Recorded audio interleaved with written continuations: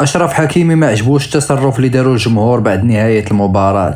وجه أشرف حكيمي رسالة مباشرة للجماهير المغربية داعيا إلى ضرورة دعم المنتخب بدلا من صافرات الاستهجان، مؤكدا أن الجمهور عنصر أساسي في النجاح، ومشيرا إلى أن الجماهير الفرنسية لا تتعامل مع نجومها بهذه الطريقة. المغاربة كيطالبوا رئيس الجامعة الملكية السي فوزي القجع بإقالة وليد الركراكي وتعويضه بالمدرب طارق السكيتيوي، مؤكدين على أن طارق السكيتيوي هو من يستطيع التتويج باللقب الإفريقي في المغرب. اسمع شنو قال كيليان بابي على المنتخب المغربي. أشاد النجم الفرنسي كيليان بابي بالمستوى المتقدم للمنتخب المغربي، مؤكدا أنه تجاوز مرحلة المفاجأة وأصبح فريقا عالميا، معتبرا المغرب مثالا مشرفا للكرة العربية والإفريقية.